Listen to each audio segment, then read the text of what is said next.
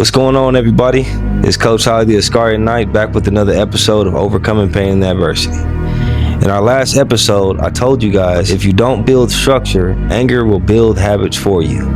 In today's episode, I want to talk to you guys a little bit deeper about anger, though. Not the version that people glorify, not the version people make excuses for, but the version that exposes whether you are in control or you're just reacting. Here's something that we've already established together.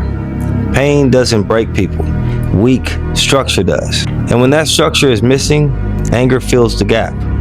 Not because anger is evil, but because it's energy looking for direction. Let me be real with you. Anger is not strength. Anger is raw power without direction. And raw power without discipline is dangerous. Not just to you, but everybody that's around you. If anger made people strong, the loudest people in the room would be the leaders. But they are not. Here's why people lose to anger. Most people think that anger is caused by other people. You know, the disrespect, the betrayal, the injustice.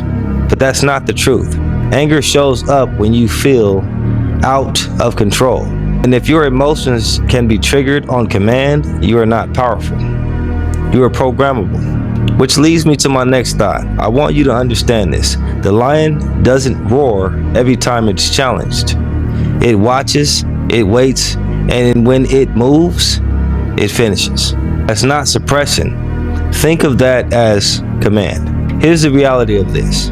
I've worked with young men and women who thought anger made them tough. What they realized is that anger kept burning bridges, opportunities, relationships, trust, and ultimately, at times, their freedom. Not because they were bad people, but because nobody taught them how to hold power. This once was me. And here's a line that most people miss. Emotion reacts, control decides. Emotion wants release, control wants results. You don't vent anger, you convert it. Using the AAMP Way, I teach not to express anger, but to translate it. Anger should become strategy instead of shouting, discipline instead of destruction, patience instead of punishment. When anger shows up in my life, it tells me something needs order. Calm is not weakness. Calm is what happens after strength is trained. Anybody can explode. Very few people can stay composed under pressure. And the ones who can are the ones people listen to.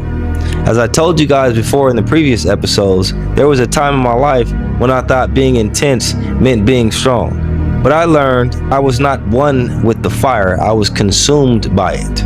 Once I learned to slow my responses, my outcomes got louder than my emotions ever did. Control is staying calm when you are disrespected. Control is staying steady when you are praised. Control is staying silent when someone wants a reaction. That's not passive, that's psychological dominance. I want you to think of this. If you let anger speak for you, it will say things you have to live with. Think about that. It will make decisions that you can't undo. And it will train people to control you because they know which buttons to press. Here's my rule with anger. It's allowed to inform you, but it's never allowed to command you. The moment emotions lead, your authority leaves. Here's my control test for you.